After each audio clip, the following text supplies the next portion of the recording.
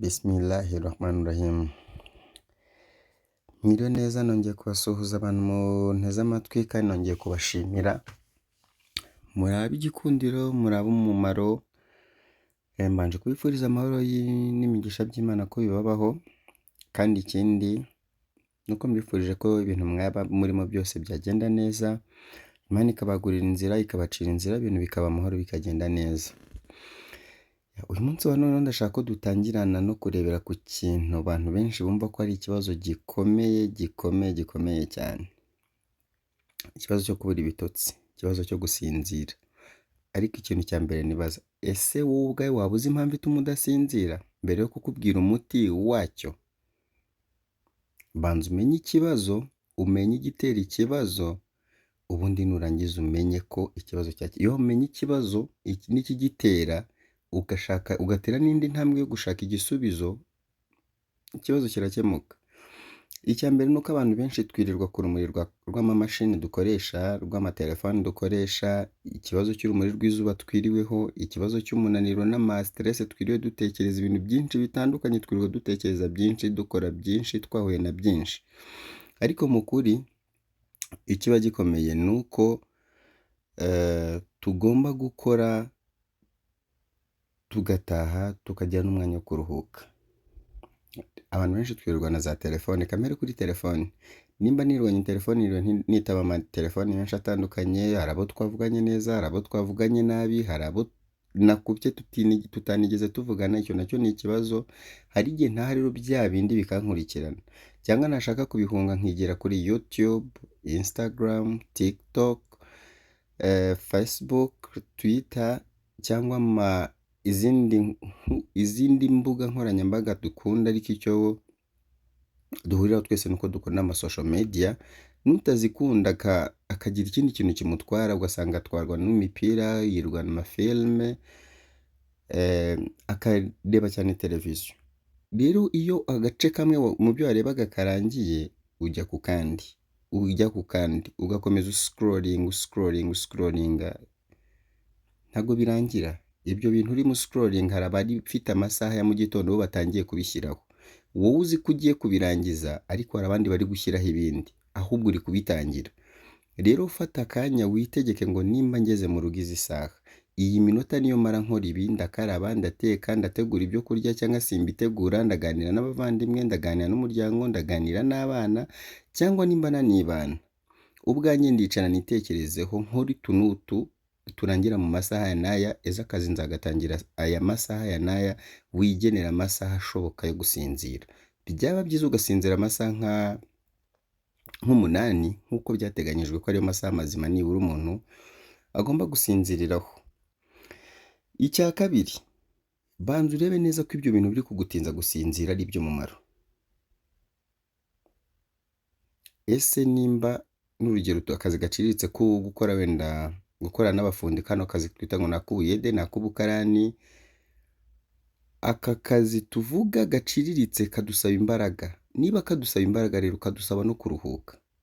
Nimba uri kuri telefone ureba abantu basekeje bakina za komedi, nimba uri kuri telefone ureba filme, nimba uri kureba kuri telefone cyangwa kuri computer yawe ureba umupira, ukageza saa sita z'ijoro, saa 11 ubyukira mu kazi unaniwe, utaranakaraba, utaragera gute, rimwe na rimwe ukanarara hangover, ukanywa inzoga. Niba utananywa inzoga ugakoresha ibindi bintu runaka, ukarya amasaha akuze, ukarya za saa sita, saa saba, kuko watinze mu mupira, urataha uratetse, uriye saa 8. Ibyo biryo birimo biraguca intege, nabyo ubwabyo uzi ko ari ibigutera imbaraga, ariko nabwo uriye ibiryo amasaha yarenze, kandi uraza gukenera gukoresha imbaraga mu gitondo. Mu gitondo telefone iragusonera, cyangwa umuntu ugukomangira, cyangwa ubwawe ushiduke, amasaha yagufashe, wirukanka ukerewe, uragera mu rugo imbaraga wakagendesheje gake gake ngo uhagere, warushye, wahagiye, baguteruza amabuye, baguteruza ibintu biremereye. Nyabuneka, uwo mubiri urimo wangiza, uzi ko uwo mubiri uwukeneye. Ikindi rero, ko wamaze kumenya ko ufite ibibazo by'ibitotsi, ko wamaze kubona ko ufite ibibazo byo gusinzira, wakora iki kindi? Dukeneye agasiporo mu buzima, ariko nta kanya tubona. Dukeneye ibyo kurya byiza mu buzima, ariko rimwe na rimwe ntabyo tubona. Umuntu akwiye kugira indyo yuzuye, icyo nacyo nta kukibagirwa. kuko nimba nakwibukije kwirinda ibintu birimo ama alcool menshi ukarara ama hangover, ukeneye no kurya indyo yuzuye. Witanga uhita wumva yuko ikigoye ari ugufata amacapati 3 ugafata na mukaru ugahita ugira ejo bikongera bikagenda bityo. Ukeneye gushakisha mu kazi ukora, icyo ukorera ni umubiri wawe, ugafata imbuto, ugafata imboga, ugafata ibitera imbaraga, ibyo byose ukabishyira kuri wa mubiri uvunisha buri munsi. Hato na hato utazanakenera kurya imbuto uri kuzirya mu binini, utazakenera kurya imboga uri kuzirya mu binini. Uvuze ngo rimwe na rimwe abenshi, kandi si rimwe na rimwe ni akenshi abantu banga kurya ibiryo nk'imiti, bakazarya imiti nk'ibiryo. Kurya ibiryo nk'imiti ahubwo bakarya imiti nk'ibiryo.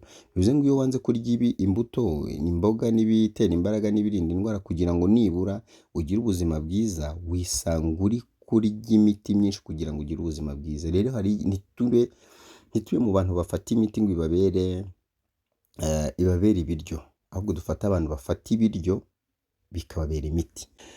Ikindi nabibutsa ni uko wamaze kumenya yuko ufite ikibazo, hariya ku gatoki k'agahera urakabona, hariya ni ku kaboko kawe k'akamoso. Impamvu nkunda kenshi kwibanda ku gatoki, akaboko k'imoso kari kegereye cyane uruhande rw'umutima, urusayidi yo ruguru. Niyo mpamvu rimwe na rimwe mbere yo kubwira no kurinda umunaniro, rinda no kunaniza umutima wawe. Nujya kuryama ntugahite direct uryamira urubavu rwawe rw'ibumoso. Urubavu rwawe rw'ibumoso niho haba umutima, niho uterera. Rero wiwuremere, wiwushyiraho ibyo biro byose ufite ngo ubangamire umutima no gukora circulation sanguine kugira ngo amaraso yawe akomeze atembere neza mu mitsi. Ryamira urubavu rwawe rw'iburyo, ubanze uruhuke, ubanze relaxing, ujye ku murongo, nurangiza uze kugenda uhindukira nyuma. Kandi biba ari iby'akanya gato, n'ubundi buba bwenda gucya, kuko kenshi iyo turyamanye umunaniro dutinda no kubyuka. Ikindi, kariya gatoki hari ahantu hari akantu k'umutuku, hari urutoki rutereye, urahafata ukahakorera akamassage utuje, ukakamedita, ukumva ugakora akameditation, ukora akamassage neza cyane kuri kariya point k'umutuku, hari gahera gatangirira. Uko amasa ni ugenda gake gake, umubiri wawe ugatuza, ugasinzira, ukamera neza. Rero uko uzajya ugenda uhakora, si ngombwa ngo uzanabikora buri munsi, uzabikora igihe wumva wowe nta bitotsi ufite, igihe wumva wabuze ibitotsi, ariko uzageraho noneho ubwonko bwawe bwongere busubire ku murongo, umubiri wawe wongere usubire ku murongo, kwa gucika intege, kwa kubura ibitotsi, kwa kugira umunaniro. Ufate umubiri wawe usubize ku murongo neza, ujye uryama ubone ibitotsi, usinzire neza, ujye ujya ku kazi wumva umeze neza, wumva utunganye umeze nk'akabebe. Akabebe karyama nimugoroba ugira ngo kanananiwe kubera amasaha n'ibitotsi byagafashe, ko mu gitondo kabyuka kiruka. Nawe rero uzajya ubyuka wirukanka umeze neza, ukomeye, nta kibazo na kimwe ufite.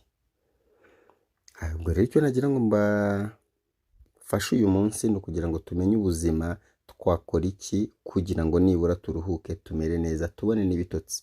Ibitotsi ni akantu k'ingenzi kuko abantu benshi barwaye indwara yo kubura ibitotsi kandi irembeje benshi. Mpamya twagarukira hane byinshi navuga ku kibazo cyo gusinzira no kubura ibitotsi, ariko ugize ikibazo cyangwa hari ikindi kintu nawe ushaka kudusobanurira, waduha inama, wadufasha, kuko icyo turi hano sindi kubigisha, turi guhugurana, turi kureba ibyatugirira umumaro, turi kureba ibyatuma nibura hari icyo tugira kizima, tukabana neza, tukagira umuryango muzima, inshuti zacu zikagira icyo nibura zunguka. Rero ndabakunda, ndabashimiye cyane kuza kuri uru rubuga rwacu, kuza kwiyicano,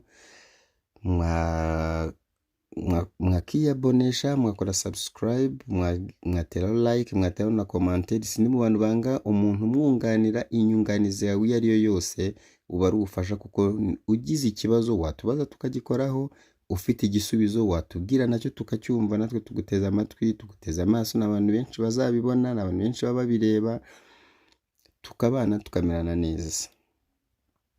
Murakoze, mugira akazi keza, Imana ibarinde, bagure, irinde imiryango yanyu, abatayifite mwihangane.